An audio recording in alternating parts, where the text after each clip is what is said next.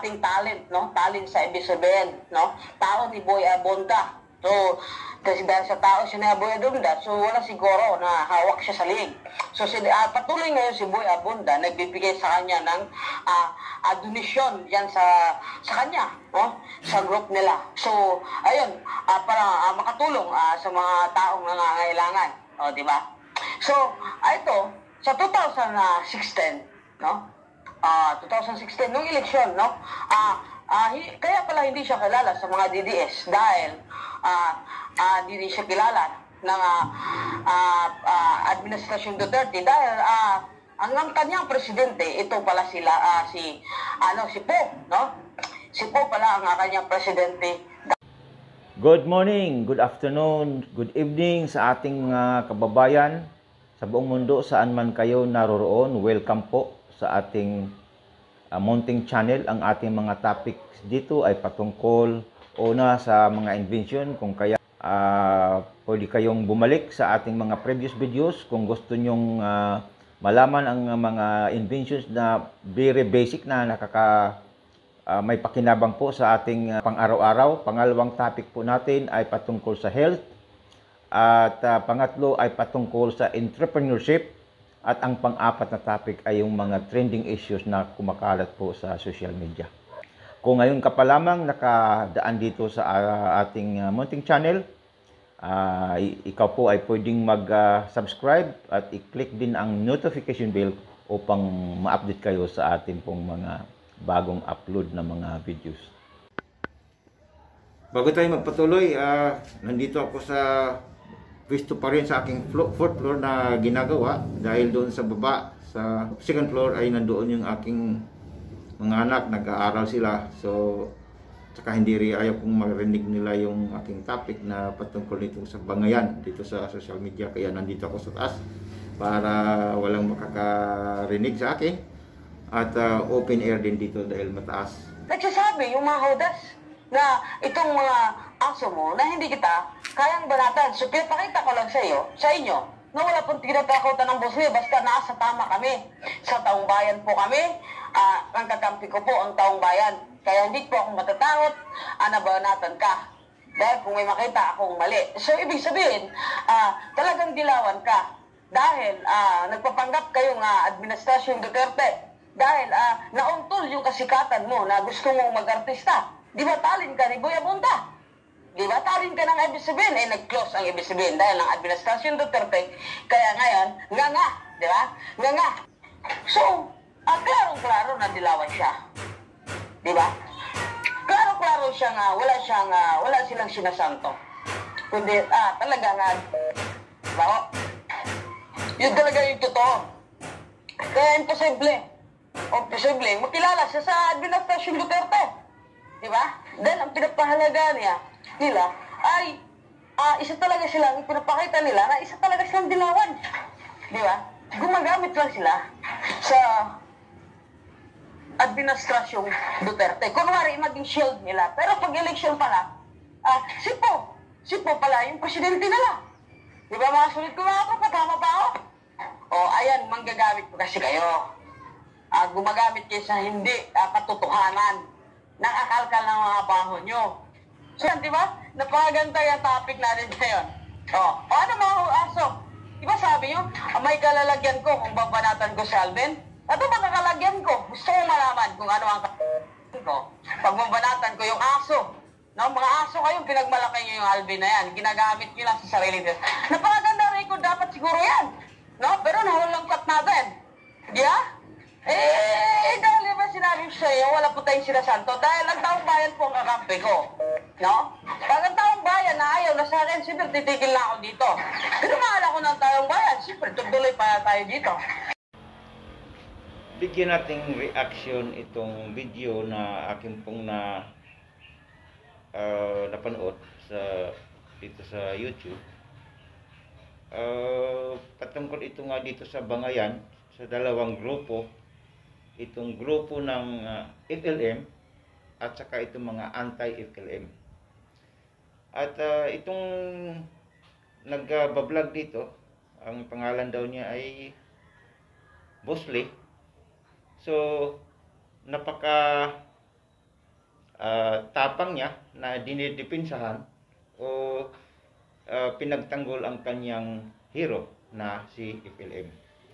At binanggit niya itong isang taong ay nangangalan namang si Sir Alvin Constantino. Ngayon, ang mga patutsada dito sa vlogger na ito ay na itong si Alvin ay talent ng ABS-CBN, hawak ni Boy Abunda. Ngunit noong sinearch ko, hindi ko makita dahil hindi ko naman kung sakaling ito ay siya ay talent, siguradong malalabas yan. At hindi ako kasi nanonood ng TV o mga palabas, mga kung ano-anong mga patungkol sa mga teleserye o kung ano man, hindi ako nanonood. Pero sinearch ko sa Google, hindi lumalabas na siya ay nagtatrabaho sa ABS-CBN, na talent siya ni Boy Abunda. Lumabas yung binati siya ni Sir Boy Abunda, pero binabati siya sa kanyang ginagawa, sa kanyang grupo, sa kanyang mabuting gawa. So yan ang aking tinitingnan na isang bagay. Ngayon, kung sakaling kilala siya ni Boy Abunda, napaka ito, ibig sabihin nasa hanay ng mga artistahin ito. Artistahin, kilala. Ngayon, ito ang ating bigyan ng reaksyon. Ngayon, mayroon akong mga nakitang video dito patungkol sa kay Sir Alvin Constantino. Sinearch ko siya at tiningnan ko yung kanyang may mga documentation siya. At tingnan natin kung anong klaseng o sino itong si Sir Alvin Constantino. Kasama po natin si Sir Alvin. Sir, para rin po sa kabatiran ng ating mga tagapakinig, kamusta po ang ating grupo, ang ating organisasyon na Confederate Sentinels of God o CSG, sir? Yes, sir. Sa kasalukuyan, pinagpapatuloy pa rin po namin ang ating paglilingkod, syempre kasama ang ating kapulisan. Kahit po nagkaroon ng crisis itong COVID, nagsusupply po tayo kasama ating kapulisan sa mga frontliners na mga PPE, sa mga hospitals na mga logistical equipments, food supply, and then nagko-conduct pa rin po tayo ng mga relief operations sa mga lugar or sa mga areas na affected ng COVID, lalo-lalo na yung mga transport groups na wala talagang trabaho sa ngayon dahil kinakailangan pahintuin para hindi lalo lumaganap ang COVID-19. And then yung ADAPA family natin, kasama si General Joselito Daniel, ay pinagpapatuloy pa rin po natin. Ayun, so napakaganda po niyang impormasyon na malaman po ng ating mga kababayan. But before that, sir, before we go deeper to the discussion po, how your group started at ano po yung mga misyon at mga functions dito? So nag-start po ang grupo noong May 2003. So ang mga ginagawa po ng grupo is according po sa Matthew 25, 35 to 46. Tinranslate po namin to sa medical mission, feed the hungry. Ito po yung mga relief operations na ginagawa namin. Even yung mga prisoners, binibisita namin para mag-provide ng spiritual and moral values sa kanila, hygiene kit, food and supply of medicines. And then meron po kami medical mission nationwide from Luzon hanggang sa chapters namin sa Agusan del Sur na pinoprovide din po sa mga patients, libreng consultation po to, tsaka libreng medicines. Of course, kasama po lagi dyan ang ating local PKG or yung mga PCR sa mga istasyon. Every time na pumupunta kami, mga dumagats or mga Aita sa Porac, Zambales. Yan po yung patuloy po namin ginagawa up to now. Okay po, so since 2003, nag-start na po yung ating grupo at nagtuloy-tuloy na po yung ating partnership sa PNP. Sir, matanong ko lang po, kailan naman po nag-start yung ating pakikipag-ugnayan at suporta, in particular po dito sa Police and Community Affairs and Development Group or PCAG?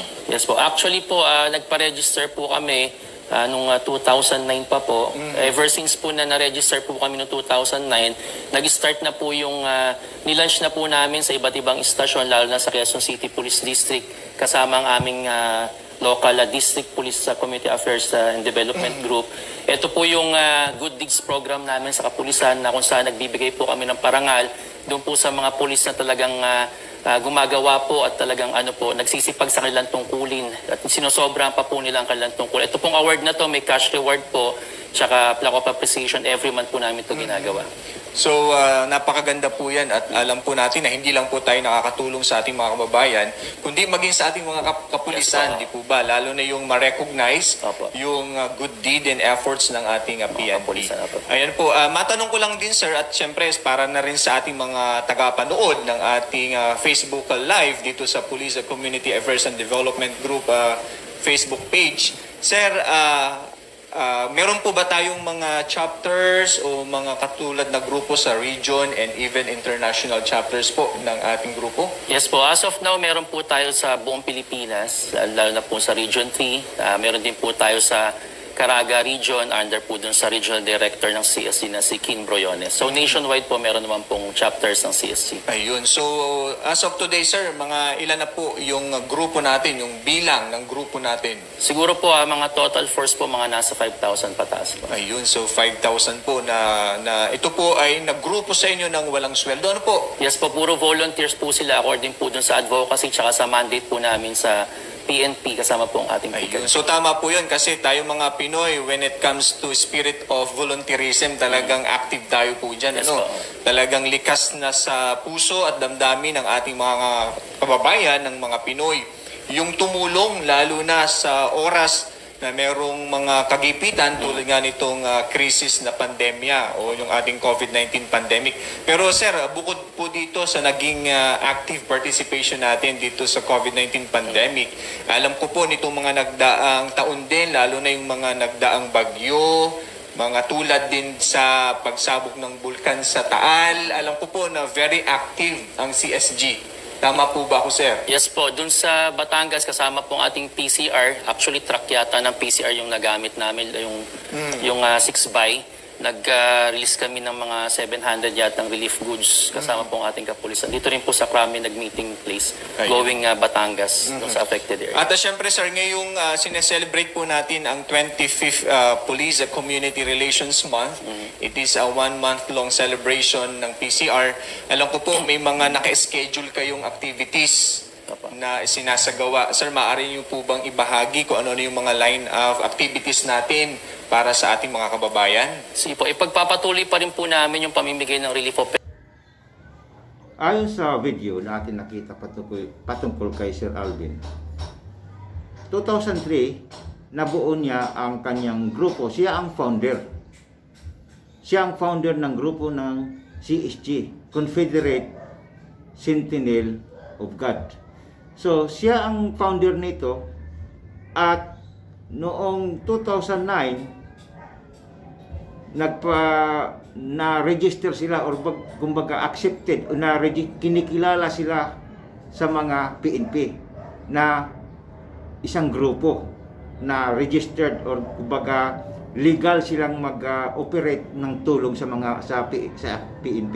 Ibig sabihin, bago siya na-integrate sa PNP, matagal na siyang gumagawa ng mga tulong sa mga mahihirap. Binanggit niya yung mga tulong sa hospital, nagpupunta sa prison cell, sa mga calamity victims. Isa na roon yung sa Taal. So yung Taal, pangyayari sa Taal ay nauna pa ito sa pandemic. So ibig sabihin, hindi man siya nakikilala pa na tumutulong, nandoon na, nauna na. Ngayon, itong si pangalan na Bosley, pinangangalandakan niya talaga yung kanyang tinatawag niyang pandemic hero. Pero ayon sa ating pag-research, yung mga 14 vloggers kumalas dahil yung pagtulong ay hindi talaga lubos or hindi tunay ang kanyang pagtulong.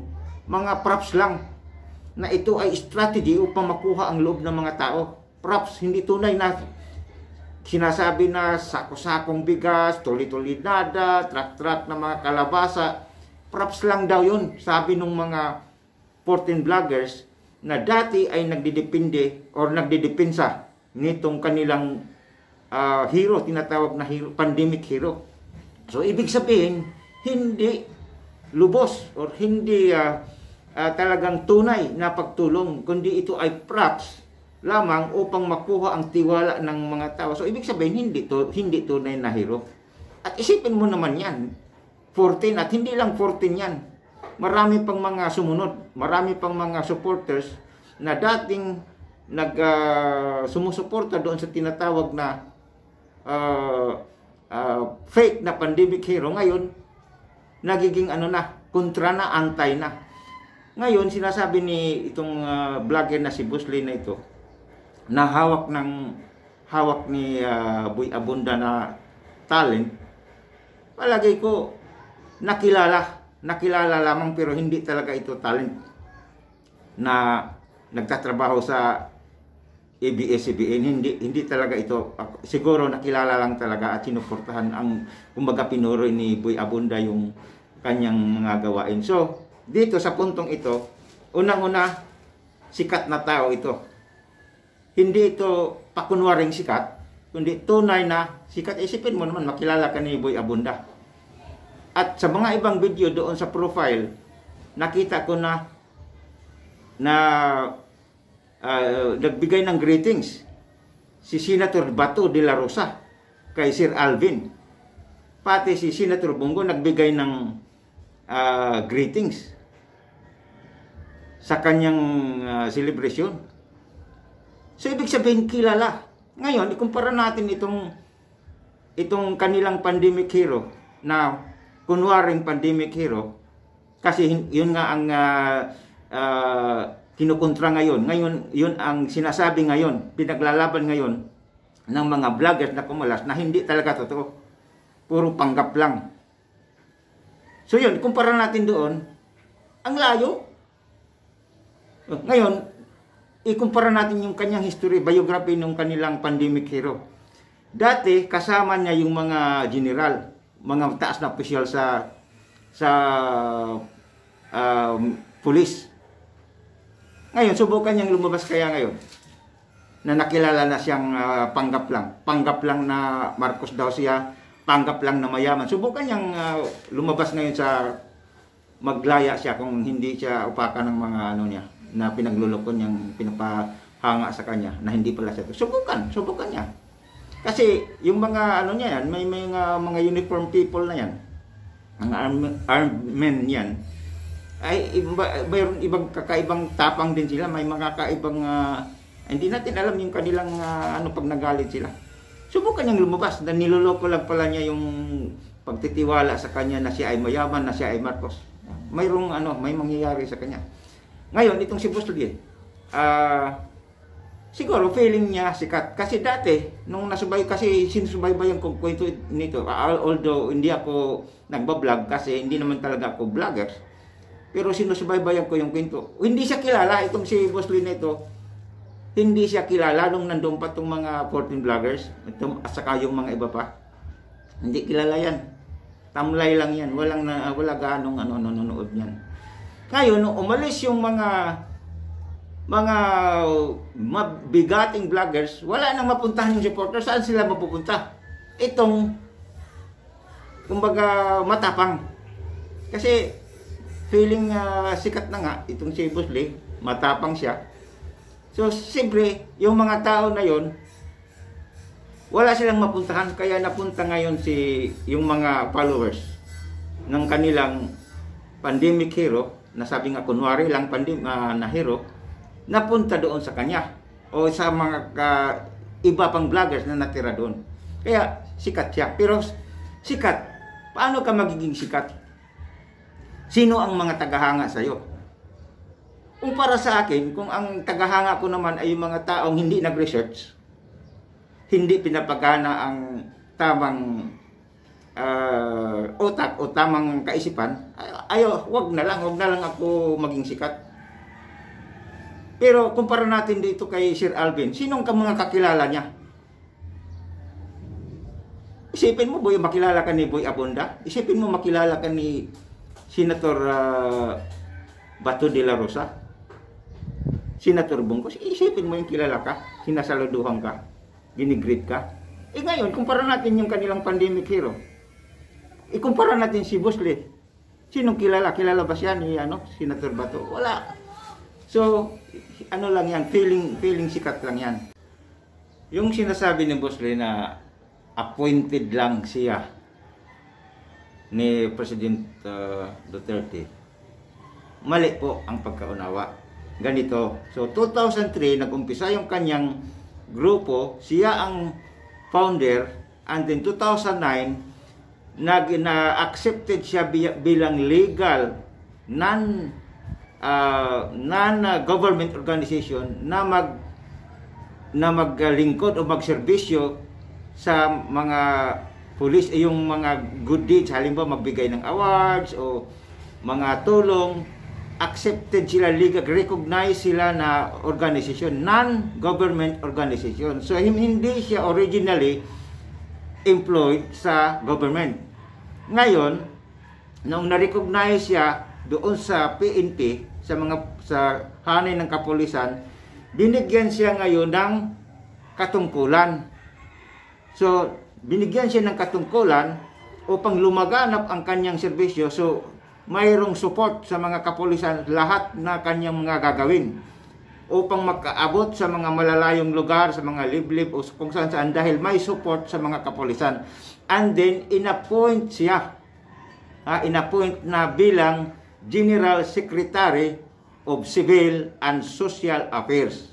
Okay? Naintindihan natin yun. Inappoint siya. So, hindi siya government employee, pero dahil na-recognize ang kanyang gawain na mabuti, serbisyo sa mga kapulisan, magbibigay ng awards o anumang mga tulong nila, and then para mag-expand lalo ang kanyang mission sa pagtulong, mayroong support sa government, sa mga pulis. So, sila ay mga volunteer.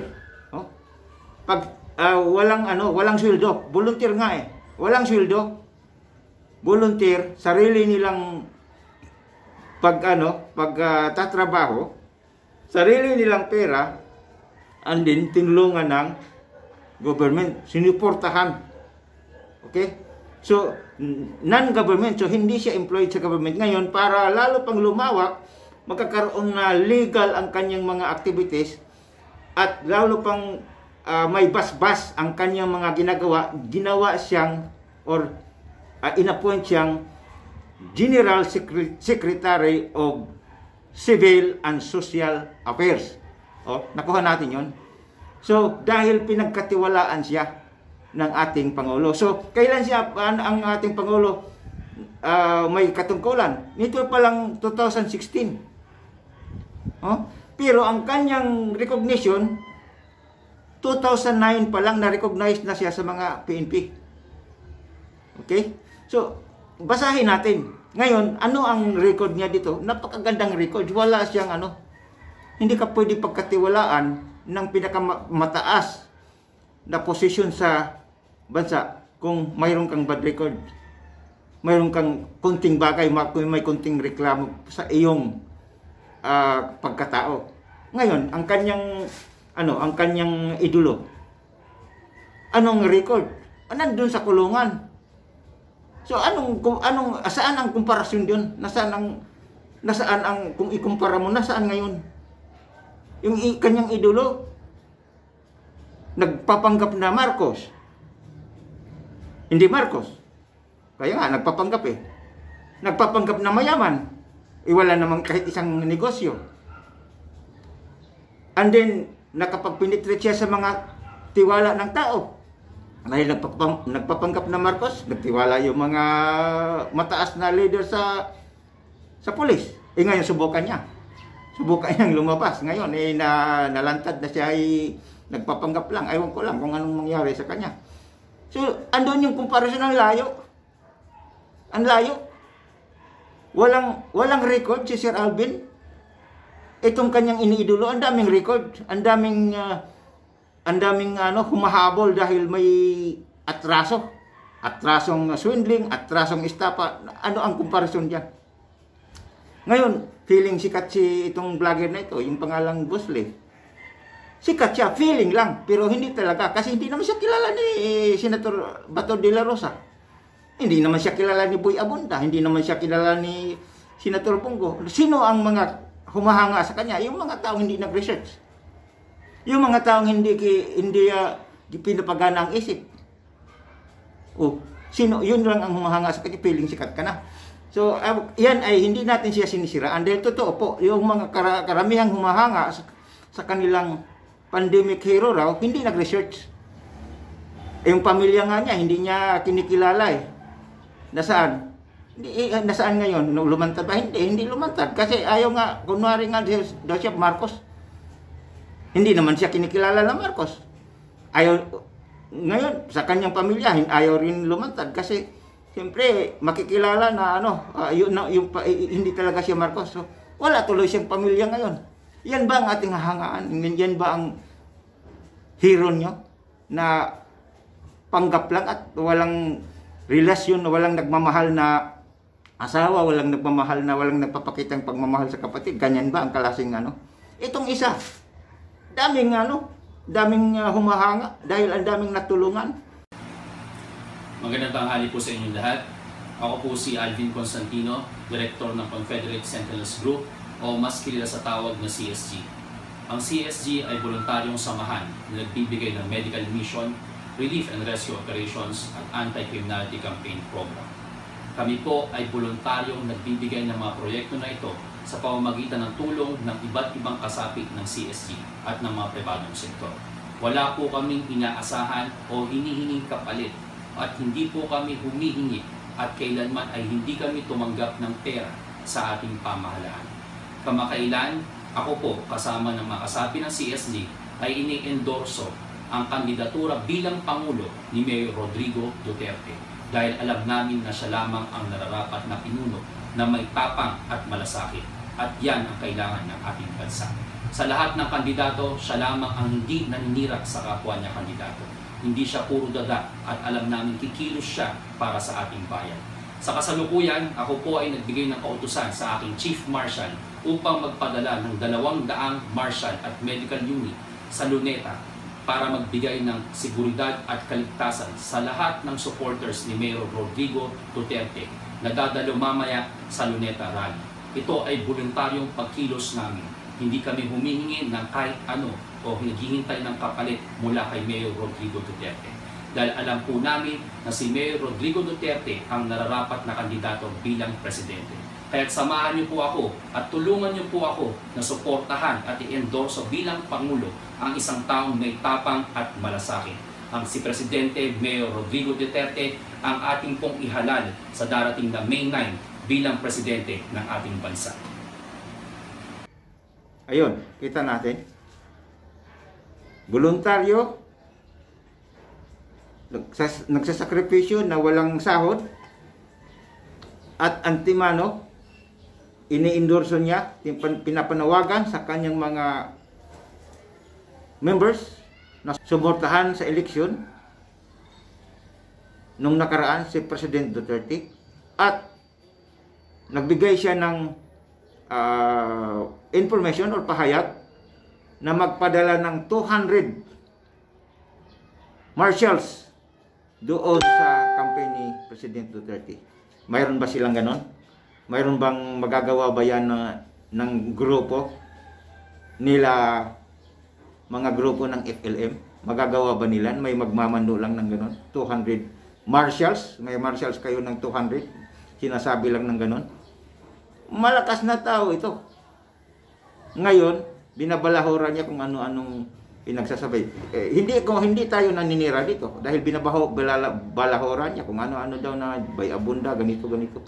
Si Alvin, sinisira niya, ginagawa niyang katatawanan itong taong ang lakas. Mayroon siyang 200 marshals pinapadala doon sa meeting na ginaganap ng President Duterte.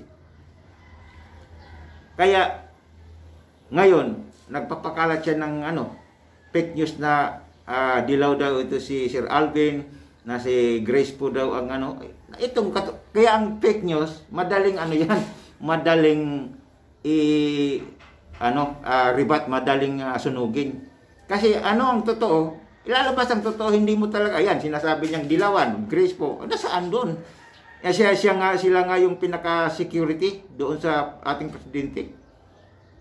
Antimano sunog, antimano ribat, yung fake news, antimano madaling sunugin. Ngayon, itong mga followers, hindi kayo sinisiraan. Binibigyan ko lang kayo ng idea or view. Kayo mga followers diyan, okay, binili niyo yun na yun ang yung decision niyo na suportahan o doon kayo sa grupo ng FLM. Okay, buhay niyo yan, decision niyan. Pero ito ang tanong. Kumparahin niyo. Itong isa nagpapanggap. Itong isa kabila si Sir Alvin, walang masamang record, mabuting tao. Ang kanyang foundation siya nagtatag based doon sa Bible sa Matthew 25 na pagbisita sa mga mga ulila, sa mga balo, sa mga may sakit. Yun, tutulungan yun. Yun doon ang kanyang base. At itong tao si Sir Alvin, kilalang kilala, walang masamang record, marangal. Ngayon, sa grupo ng mga kayo, sa mga pro-FLM, sino ang hinahangaan nyo? Yan. Anong klaseng record? Yung pamilya, maganda ba ang record niya sa kanyang relationship sa kanyang pamilya? Doon pa lang kung i-research niyo yan, doon pa lang mag-isip-isip na kayo. Kasi ang kahoy, ang kamyas, hindi pwedeng mamunga ng mangga. Ang kamyas, ulitin ko, ang kamyas ay hindi pwedeng mamunga ng mangga. So, ang mas asim, ang tao na maasim or pangit, ang maasim ang kanyang pagkatao, hindi pwedeng mamunga na tulad ng maganang matamis. So, kung ano ang kanyang pagkatao, i-research nyo, doon sa mga gustong tumahak sa magandang daan, sa mabuting daan, o sa matuwid na daan sa katotohanan. Pero doon sa mga nag-decide na talagang doon sila tumahak sa mga pagpapanggap, pagkunwari sa mga fake news, doon sila talaga tutungo, doon sila tatahak, o diyan lang kayo, mananatili kayo. Pero ano ang inyong future diyan? May maganda bang mangyayari sa mananahan ka sa fake news, mananahan ka sa mga pagkunwari, mananahan ka sa taong mga nambabalahura ng mabuting record? Ginagawang katatawanan yung isang taong mabuti. Ang taong mabuti, kahit anong sira mo dyan, hindi mo masisira yan. Ang taong sira na, pag sasambatin, katulad ng sasabihang yung inyong idol ay nasa kulungan, masakit. Pero hindi kayo sinisira dyan. Yan ang katotohanan. Itong mabuting tao, sirain mo man na, ganito, may relasyon sa hawak ni Boy Abunda, ganito, kung ano-anong mga katatawanan dyan. Masisira ba? Hindi naman masisira Hindi naman totoo yan Wala namang katotohanan. So, hindi mo masisira. Pero ang taong sira, kahit banggitin lang yung katotohanan, sobrang galit mo na. Ay, gano'n naman talaga yan. Hindi tayo naninira dito. Dahil yun nga, totoo naman na maraming kaso, maraming naghahabla doon sa inyong hero. Masaktan kayo. Hindi naman kayo sinisiraan dyan Totoo naman na maraming naghahabla. Si Eleanor na dati niyang kaibigan, tunay na kaibigan na parang kapatid, kaya nga sinusuportahan siya. Ngayon hinabla siya dahil binodo lang pala. Ayan ba paninira? Hindi naman paninira yan Katotohanan yan na ongoing yung kaso ngayon. Yan lang ang basihan diyan. Ang tanong diyan, ano ang future? Ang future sa mga fake, mga paninira, mga taong nananahan sa balikong daan, walang future yan. Tingnan mo yung inyong idol. Dahil nagkukunwari lang siya, puro pagpapanggap, yung tulong niya, pagpapanggap. So, isang taon lang. Wala pa ngang isang taon, natimbog na siya Dahil mayroon siyang ginagawang hindi mabuti. Nandun sa kulungan. So, ganun din. Kayong mga nandyan sa tabingi na daan, baliko o masamang daan, tingnan natin sa next year kung ilang piraso na lang kayo matitira. Dahil nag-umpisa, halimbawa yung channel ng inyong hero, 1 million mahigit. Nung nasunog, nung sinunog, yung sadya, kung sinunog o sinadya, hindi natin alam dahil maraming mga chismis dyan. Noong na take down, mahigit na lang 10,000. Isang taon lang yun. Next year kaya, imagine niyo next year. Every day, every week, mayroong nagigising. Kaya, sikat pa kaya kayo next year? Baka wala na kayong natitirang wala na kayong mga supporters dyan. Kasi ang tao, kung talagang nasa katinoan, nasa katinoan, maghahanap ka ng totoo. Maghahanap ka ng katotohanan, kabutihan. Ngayon, madahan-dahan yan, sa katagalan yan, mag-iisip-isip. Kaya nga yung mga vloggers, nag-isip-isip sila Dahil hindi ka naman hayop nakakapag-isip ka. Ang hayop hindi, nag-iisip yan. By feeling lang yun, by sensation lang yung hayop. Kung pakitaan mo siya ng mabuti, ganun lang react. Pero ang tao nag-iisip. Ngayon, yung mga tumatahak o mga nananahan dyan sa mga pagsisinungaling, paninira, gusto ng away, kung dyan kayo tatahak, anong future nyo?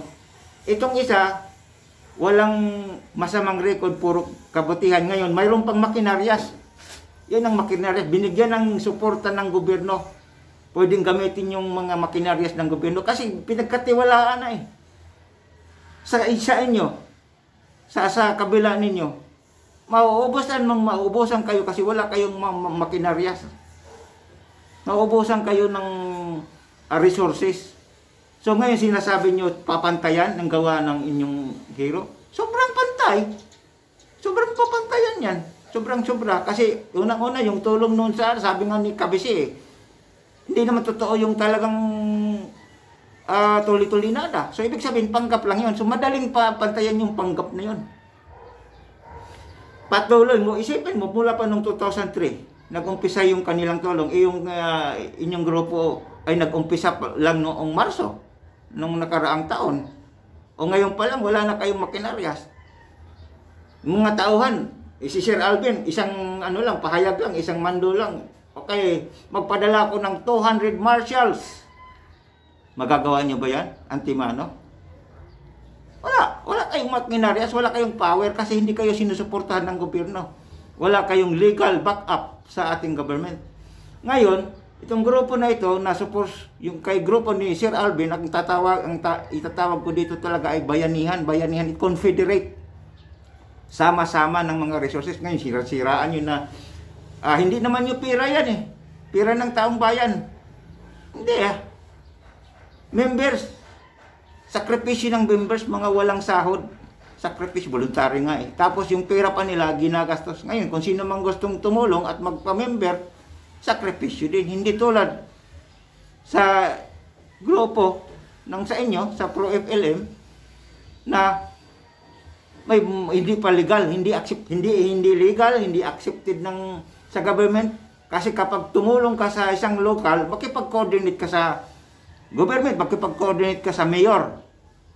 Sa local government, makipag-coordinate. 'Yun ang ginagawa ni Sir Alvin kaya na-recognize siya sa government. Kaya pag pumunta ka sa local, madaling ma-accept dahil may legal papers ka. Mayroon kang mga awards, makita ka agad authorized pala ito, hindi lang pala ito kung mga tabi-tabi lang na grupo.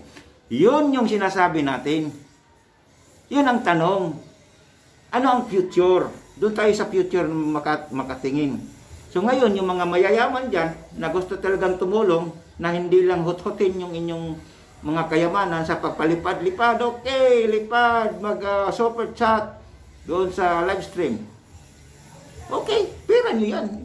Pero katagalan yan, dahil walang transparency, hindi naka-itemize, hindi naka-liquidate lahat, siyempre, magtatanong din kayo, saan napunta kaya yung pera ko?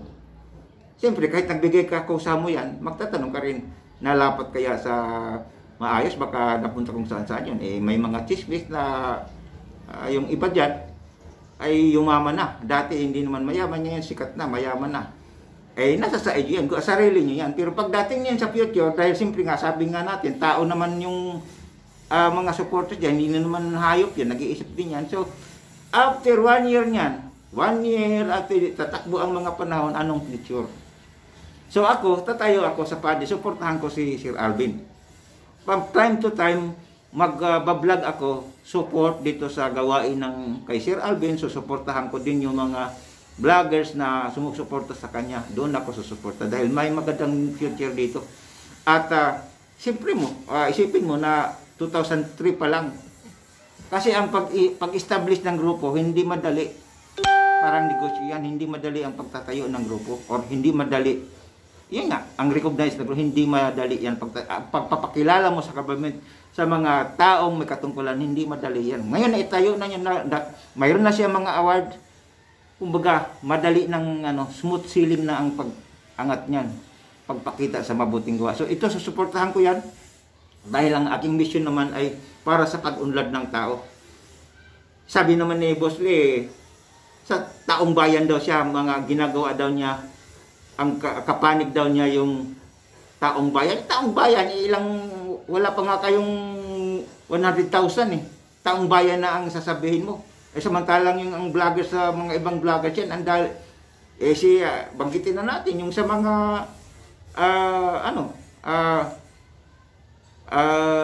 United Talino Warriors. Kay Sir Boy pa lang, mahigit na 100,000.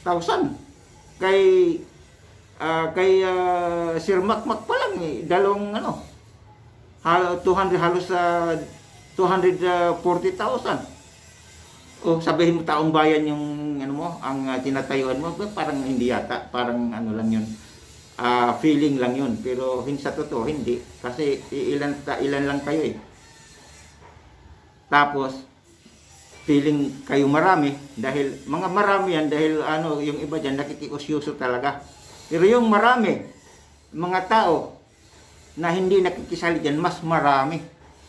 Panto tayo sa politics, kay Banat Bay pa nga lang, ilang libo na yun. So, andyan, mga raming tao na hindi nakikisali dyan sa mga chismis, hindi nakikisali sa mga paninira. Mas marami yan. So, yun ang tanong natin. Yun ang iiwanan natin dito sa ating pagbablock na ito. Itong mga gawain ni Sir Alvin ay doon ako susuporta at naka-establish na siya ng makinaryas dito. Pakinggan pa natin yung ibang mga activities niya.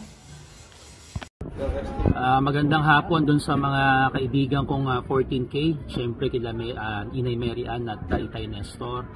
Ito pong pahayag nito at ito pong hinihiling nyo na video message is tungkol po syempre pa rin dun sa ating samahan na tulad nga na sinabi ko, kahit dumating yung mga bashers na yan ay wala po tayong iwanan at ako po yung naniniwala sa inyong team na kayo po ay gumagawa ng tama para po sa mga nangangailangan. Ako po ay matagal na po naglilingkod tulad nga ng sinabi ko. Kung ano man po ang mga nilalabas ng mga bashers na yan ay wala naman pong katotohanan at kitang-kita naman po natin kahit halukayo ng aking Facebook. 2003 pa po ang CSG. Meron po tayong mga legit na documents, most especially sa ating registration sa Securities and Exchange Commission sa iba't ibang ahensya ng pamahalaan na tayo po ay accredited like PCUP, DSWD, QCPD, PNP, PICAG sa ating pong iba't ibang lokal na pamahalaan na kung saan meron po tayong chapters from Region 1 to 13. Tayo po ay rehistrado ultimo sa BIR, nagsasubmit po tayo ng report. Liquidated po ang lahat po ng ating ginagastos kahit nga wala naman talaga tayong hinihinging donation. Actually, hindi po talaga tayo humihingi ng donation kahit kanino. Ang lahat po ng mga proyekto ng CSG ay galing po sa bulsa ng mga members at syempre sa akin. Tayo po ay, ako po, hinahamon ko po ang iba't ibang OFW kung kayo po ay nahingan ng CSG or humingi ng donation. Ipagbigay alam nyo po sa akin or i-message nyo po ako na kayo po talaga ay nahingan po namin ng donation. Para suportahan ng grupo. Actually, hindi po namin ugaling manghingi ng donation. Unang-una sa lahat, ako po mismo ay nahihiya na magko-conduct ng isang proyekto na galing sa ibang tao. Bakit po ako nagtayo ng samahan kung ang mga proyekto na ito ay hihingin ko rin sa ibang tao? Dapat ako unang magsakripisyo. Ganon din ang mga volunteers ng CSG. Sila ang dapat magsakripisyo. Kaming lahat ay dapat magsakripisyo kung nais po namin makatulong sa aming kapwa. At hindi po namin dapat hingin ito sa iba't ibang tao, lalo na sa mga OFW na naghihirap din po sa iba't ibang bansa. Basag si Busli dito sa kanyang patutsada na sabi niya, umayos kayo. Huwag niyong sirain ang inyong mga ginagawa. Dahil pera ng taong bayan, gumagawa lang kayo ayon. Sunog. Volunteer, mga volunteer, walang ang sahod eh. Mga volunteer nga yung mga tao dyan at saka yung sarili nilang pera yan. Patutsada ni itong si Busli. Ano, pag-ayos kayo, wag yung sirain ng ang inyong grupo. Dahil pera ng taong bayan ayon. Pahiya. Supalpal. Ayun talaga, mga pagpapatutsada. Ayan, hindi ko hindi ko yan paninira. Supalpal naman talaga, mali. Ibig sabihin, magpakakalat ka ng balita, hindi ka nag-research muna, mali ang yung pinapalaganap. So, ano ngayon? Ano na naman ang gagawin ng patutsada? Yung ibang mga patutsada, ano lang yan, away bata lang yan eh. Sisirain mo yung tao, parang, away bata lang yan eh. Mga ganyan, walang laman, walang kwenta yan, hindi yan makaka-apekto. Ngayon, kayo, kung mag-aawang kayo, magmurahan kayo dahil sa mga away bata nyo, gawain nyo yan. So, anong klaseng, sino ngayon ang makikita ng masamang pagkatao dyan kung puro kayo paninira? Lalabas kasi, ang fake news, ang mga paninira, mapapatunayan yan paglipas ng mga araw, paglilipas ng linggo at paglipas ng buwan kung sino talaga ang mabuting tao. Doon yun.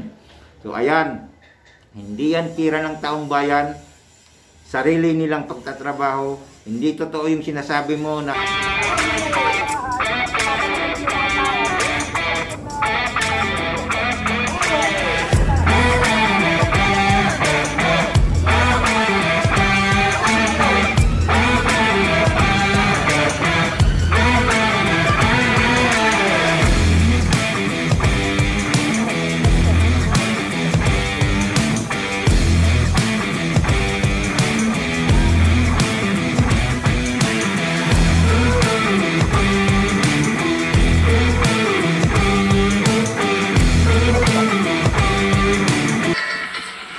nagbabalik po ang negosyo. So makakasama po natin ngayon sa pagkakataong ito ang mismong founder ng Confederate Sentinels Group na si Ginoong Alvin Kyle Constantino at ang kanilang Secretary General na si Miss Caroline Soberano. So magandang araw po sa inyo, Sir Alvin. Bati muna po kayo sa ating mga manonood.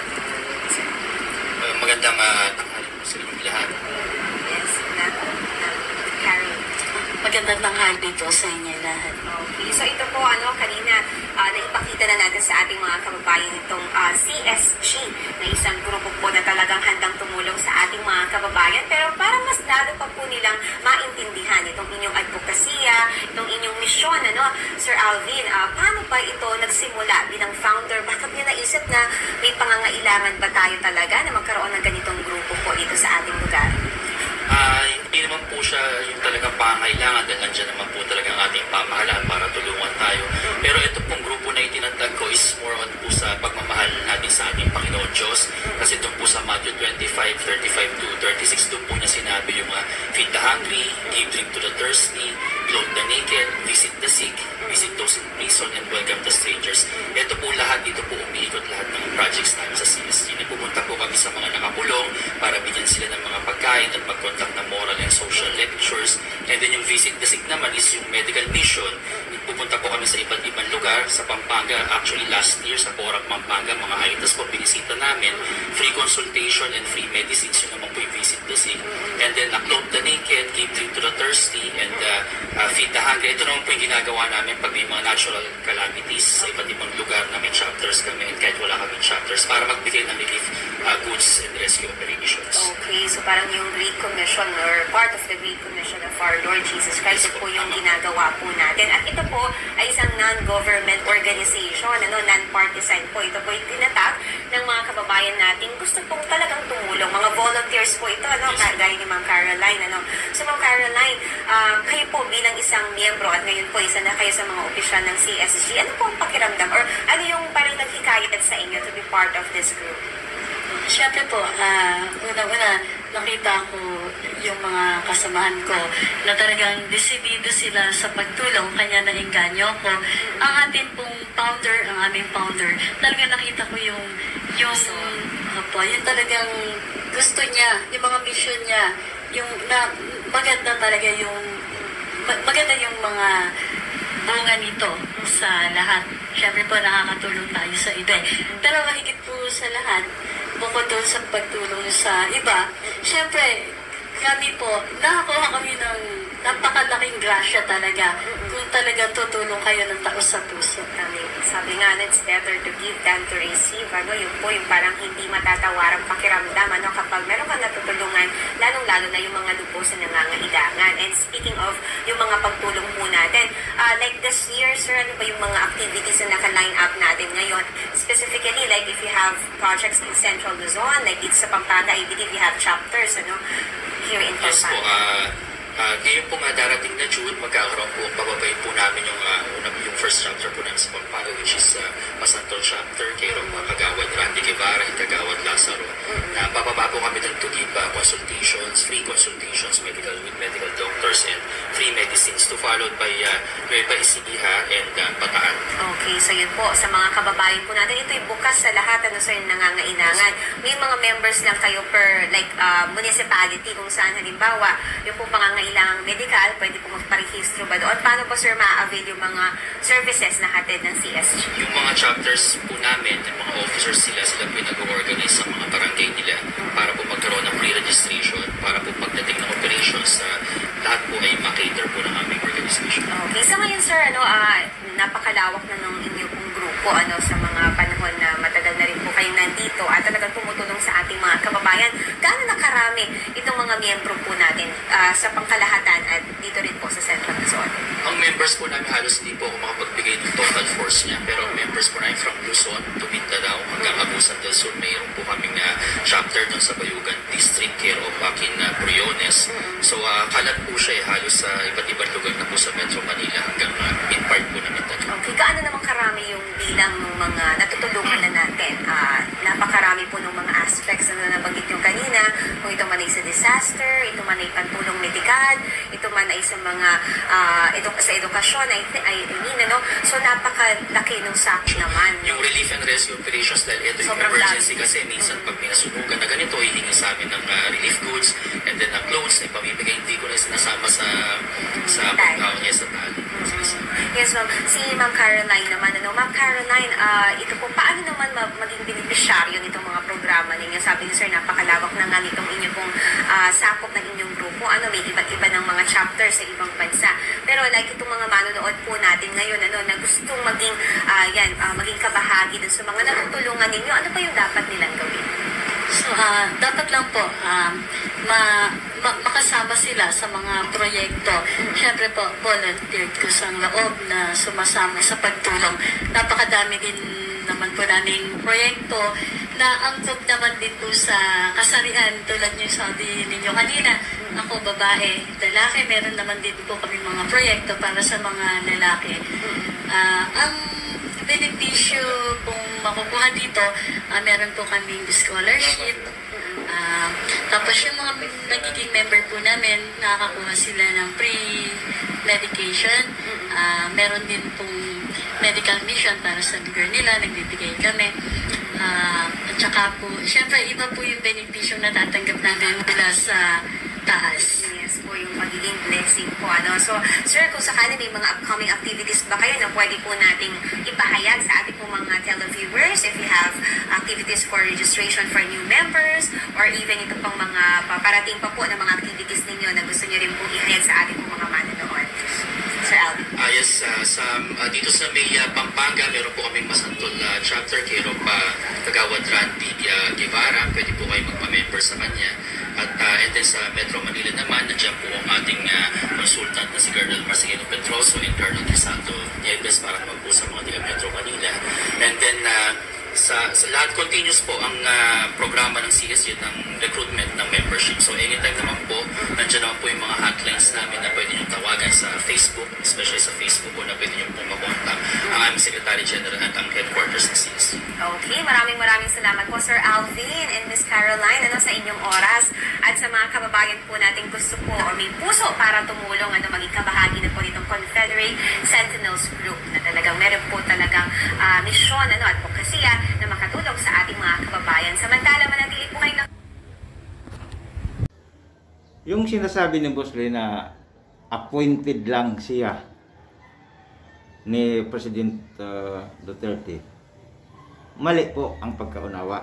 ganito. So 2003 nag-umpisa yung kanyang grupo, siya ang founder, and then 2009 na-accepted siya bilang legal non-government organization na maglingkod o magserbisyo sa mga police, yung mga good deeds, halimbawa magbigay ng awards o mga tulong.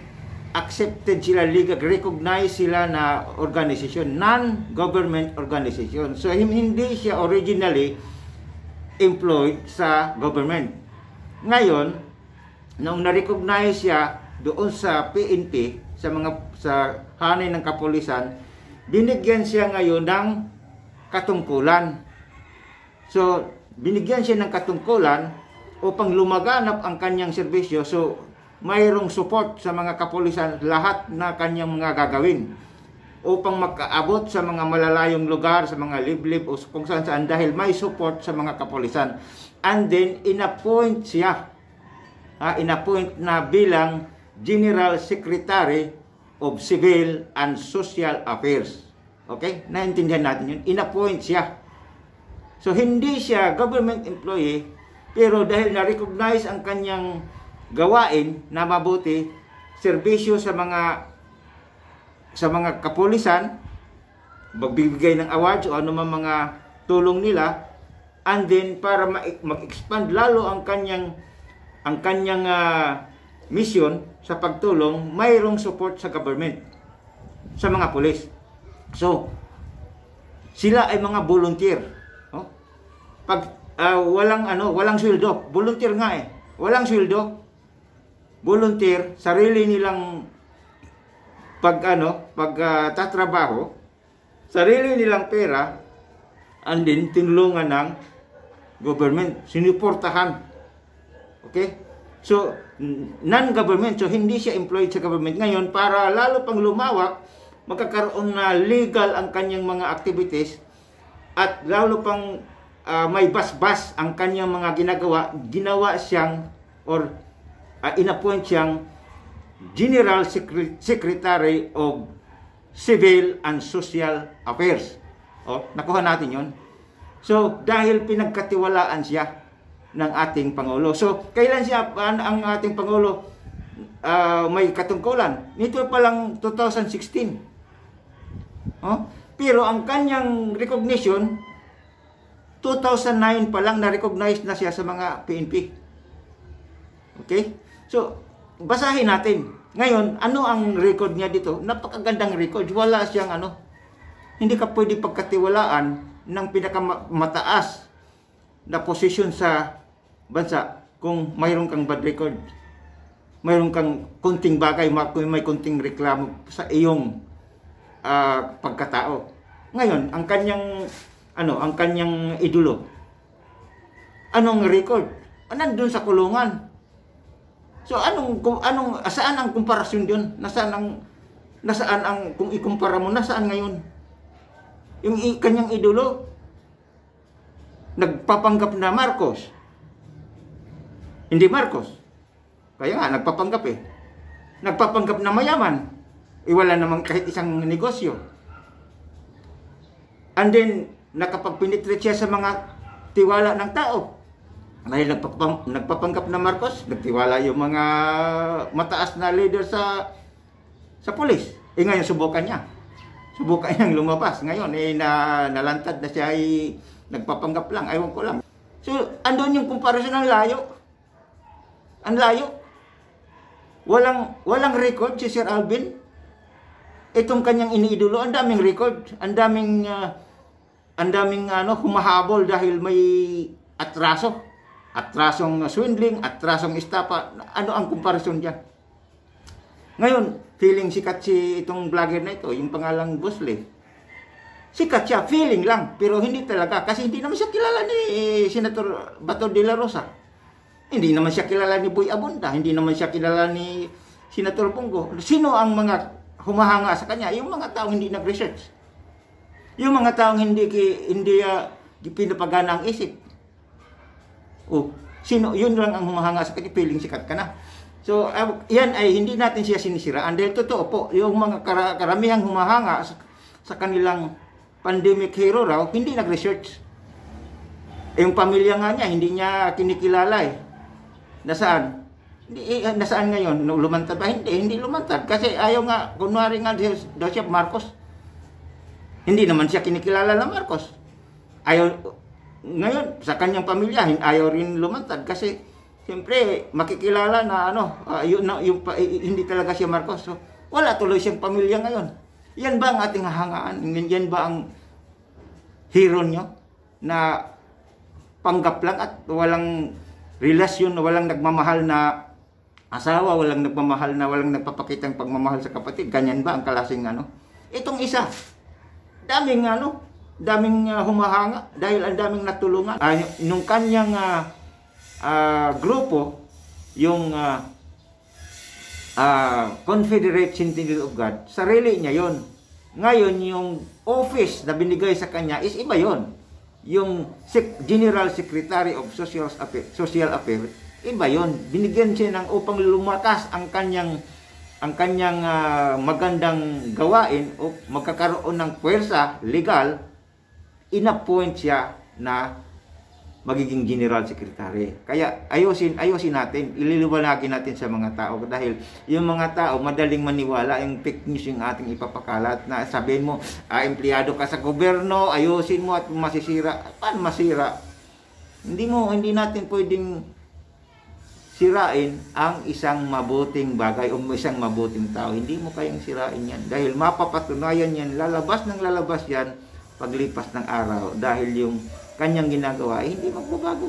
Pero kung ang isang taong dati nang sira, hindi mo na kailangan, ilabas mo na lang, sabihin mo na lang, pero hindi mo sinisiraan dahil sira naman talaga ang pagkatao Ngayon, kung mga mayabang, halimbawa yung iba dyan, nagyayabang, puro pagyayabang lang, pero wala namang kapasidad, yung feeling ka sikat, pero hindi ka naman talaga sikat.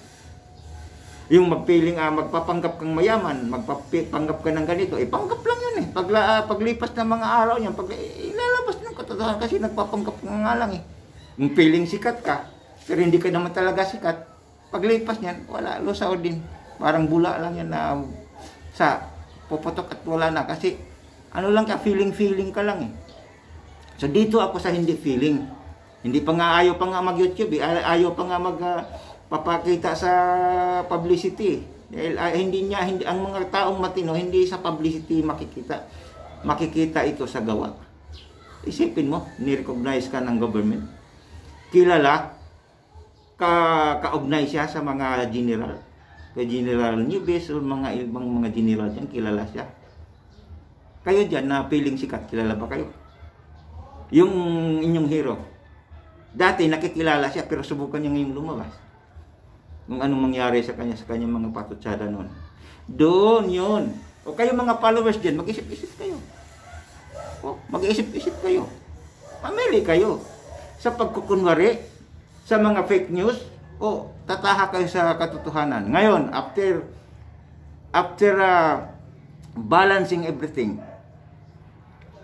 nasa sa inyo naman yun. Patuloy ka sa kamalian, patuloy ka sa mga alingas-ngas na mga bunganga, ratrat ng ratrat, hindi mo na nag-research, gustong sirain, nananahan yung kayabangan at nananahan yung galit, doon ka sa grupo na yun, okay, walang problema. Sa akin, ako ay nandito, lumabas ako, sakaling may mga taong gustong pumanig kasi naghahanap tayo ng family, naghahanap tayo ng grupo. Okay, normal yan sa tao, naghahanap pa talaga ng grupo, naghahanap ka ng recognition. So ako, gusto ko mabilong sa tama. Gusto ko maging bilong sa family na mga tamang tao. Lahat naman tayo mayroong pangit, pero hindi natin pinipiling mamanahan tayo sa pangit. Ang taong matino, although mayroon tayong mga mali o mga pagkakamali na nagawa, pero hindi tayo nananahan dyan, hindi tayo mag-decide na mananahan dyan sa kamalian o kalikuan na yan. Gusto natin mag-improve. So ako, pipili ako doon sa katuwiran. Sa mga taong may dignidad. Hindi sa mga taong walang kwenta, puro paninira, puro ang record ay mga masama. So yan ang aking hinatid. So ang ating mga topic dito sa ating munting channel. So hindi ako palagi sa mga ganitong usapan, ang aking mga topic ay iba sa pagtulong talaga sa tao. So unang-unang topic natin ay patungkol sa mga invention. Ang ating pong mga invention ay kumakalat na po sa iba-ibang panig ng bansa. Marami na pong nakinabang sa ating mga invention. Pangalawang topic natin yung patungkol sa health. Napaka-importante po ang kalusugan. Ang aking tips, paano ang idea para maging malusog na walang gastos. Pangatlong topic natin ay patungkol sa entrepreneurship. Ang entrepreneurship ay kailangan sa mga tao upang umunlad, hindi lang palaging manghihingi. And then yung mga topics na trending na topics sa social media na kailangan po ng liwanagin, ng pagliliwanag para yung taong kailangan ng gabay ay mabigyan ng gabay. Yan po ang ating video. Salamat sa panonood.